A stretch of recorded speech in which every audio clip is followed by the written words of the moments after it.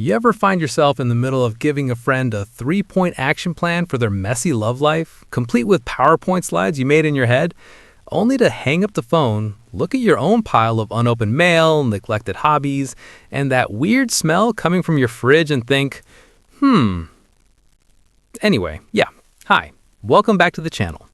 If you've ever spent 3 hours Googling how to get your ex back for a friend while simultaneously ignoring the fact that you haven't had a good night's sleep in 4 years, this video is going to be painfully relevant.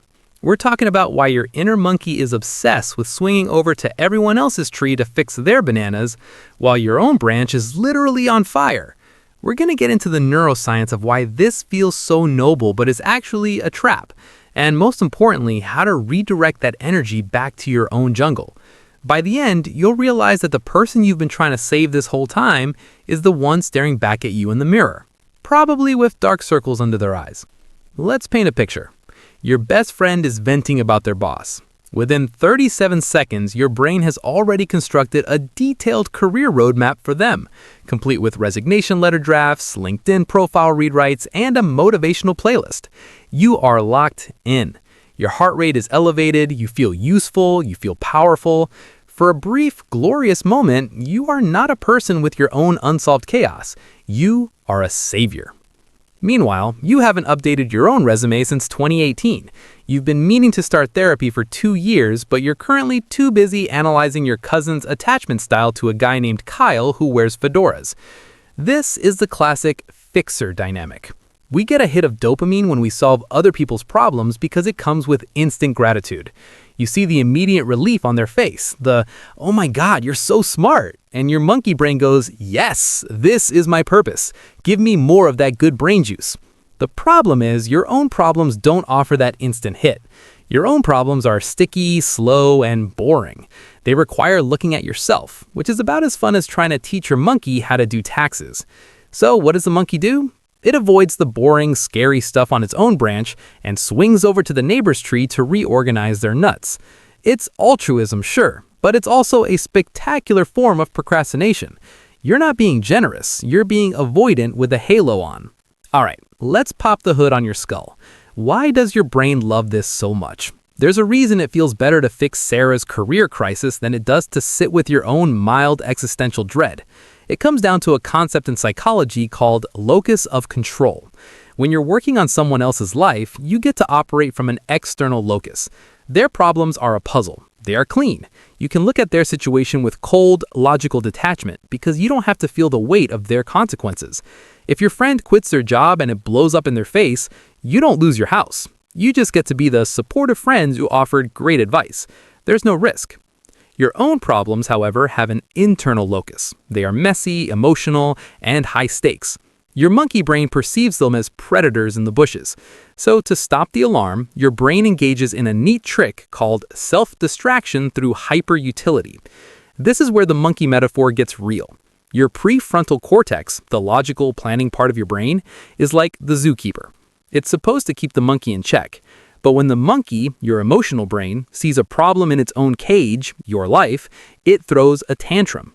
To calm the monkey down, the zookeeper goes, okay, look, let's go look at other people's cages. We can clean theirs. See, we're being productive. It's a biological avoidance mechanism. There's even a term in psychology called codependency that touches on this, but let's not get too clinical. Essentially, your brain has learned that fixing others is a safe way to feel in control without facing the vulnerability of fixing yourself. It's like playing a video game on easy mode because the hard mode is actually your real life. Okay, so you're a fixer. You help people. That's nice. Well, here's the paradox that bites you in the tail. By constantly throwing your bananas at other people's problems, you're not just neglecting yourself, you're actually stealing their bananas too. Here's the uncomfortable truth. When you obsessively fix others, you're subtly telling them you are incapable of handling this. You're robbing them of the discomfort that they need to grow. Think about it. Have you ever given a friend such thorough advice that they just nodded, did nothing, and then came back a week later with the same problem? That's because you solved it for them. You gave them a fish, but you spent so much time teaching them how to hold the fish that they never learned how to fish themselves.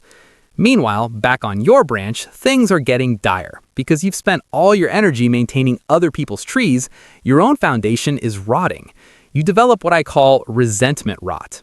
It starts small. You feel vaguely annoyed that no one is helping you. You think, I spent 3 hours helping Karen organize her finances, but no one is asking me if I've eaten today. But here's the kicker. You never let anyone help you. You're too busy being the helper. You've built your entire identity around being the one who carries the ladder, so you refuse to let anyone help you climb your own wall. You end up in a state where you're exhausted, lonely, and secretly a little bit superior. No one can handle their own life like I can handle theirs. It's a trap, and the monkey is exhausted. It's swinging between 15 different trees, holding 15 different bananas for 15 different people, and it hasn't sat down to eat any of it itself. So, how do we get the monkey back in its own tree? How do we retire from being the unpaid, unsolicited CEO of everyone else's life? It requires specific, slightly uncomfortable shifts. Here are the 4 bananas of self-preservation. Whenever someone comes to you with a problem, before you offer a single solution, you must ask yourself, what am I avoiding in my own life right now? This is a mental check. If you find yourself eager to jump into their mess, treat that eagerness as a red flag. It's like a craving. When you crave fixing them, that's your monkey telling you it wants to escape your own boring chores. So implement the tax. If you spend 20 minutes listening to their problem, you owe yourself 20 minutes of working on your problem immediately after. You want to fix their resume? Fine. But first, you have to spend 20 minutes on your resume. Suddenly, you'll find your desire to help becomes a lot more selective. You need a mental flowchart. It goes like this. Did they ask for help? If no, stop. Your monkey is trespassing. Is this a life-threatening emergency? If no, let them sit in the discomfort. Will solving this for them prevent them from learning a necessary skill? If yes, you are now a crutch, not a friend. Most of us skip step 1. We see a problem and just dive in. Start asking, do you want advice or do you just want me to listen?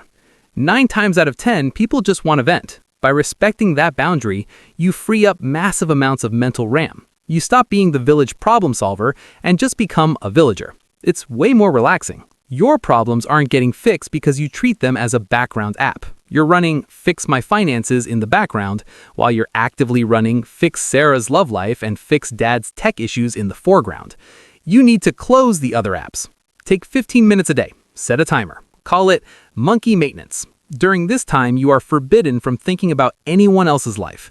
You look at your own to-do list. You pay that bill. You send that email to the therapist. You do 1 rep of self-care. You'll find that your problems aren't actually that huge. They've just been neglected for so long they've grown fur and started biting. A little daily maintenance stops them from becoming monsters.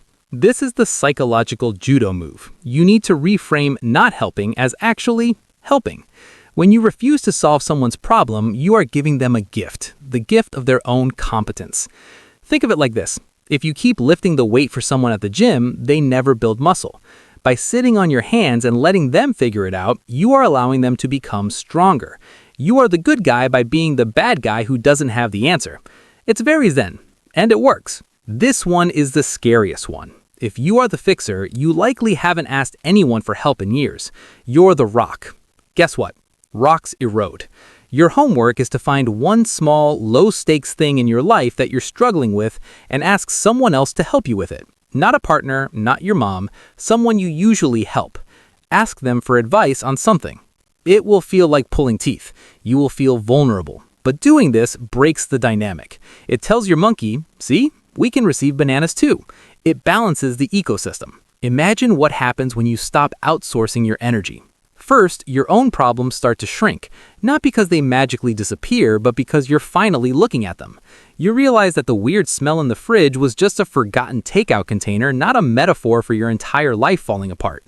You start sleeping better because your nervous system isn't constantly wired trying to manage the emotional states of 6 other people. Second, your relationships get better. Seriously, when you stop treating your friends like fixer-upper projects, you start treating them like equals. The resentment disappears. You can hang out with people without that underlying tension of, well, if they don't take my advice, why are we even friends? You get to just enjoy them. They get to enjoy you. It's wild. And finally, you reclaim your identity. You stop being the helper and start being you. The one with hobbies, opinions, and dare I say, flaws. Flaws you're actually working on instead of hiding behind the clipboard of other people's issues. That opening scenario, hanging up the phone and looking at your own mess, that stops happening. You hang up the phone and you look at your own space, and instead of dread, you feel a sense of possibility. Because your energy is yours. Your bananas are for you, and you finally have the appetite to eat them. Look, your inner monkey means well. It really does. It sees a friend in distress and wants to swing into action. But that monkey needs training. It needs to learn that the most heroic thing it can do is to sit quietly in its own tree, stabilize its own branch, and trust that the other monkeys, yes, even the ones dating fedora-wearing Kyles, are smart enough to figure out their own jungle. So, your mission, if you choose to accept it, this week, when you feel the urge to fix someone, pause. Ask if they actually want fixing. So, your mission, if you choose to accept it, this week, when you feel the urge to fix someone, pause. Ask if they actually want fixing, and then take that energy and point it right back at yourself. You'll be surprised how much lighter you feel when you're only carrying your own bananas. If this video made you laugh or made you feel a little too seen, do me a favor and smash that like button. It tells the algorithm that you want more monkey metaphors and less vague self-help fluff. And if you haven't already, hit subscribe so you don't miss the next one. I've got one coming up about why you're addicted to potential in people. And trust me, you're gonna want to see that. Also, if you really want to go down the rabbit hole and get access to exclusive, deeper dives, consider joining the channel membership. It's like a treehouse for monkeys who are serious about cleaning up their own branches. Thanks for watching. Go take care of your own bananas. I'll see you in the next one.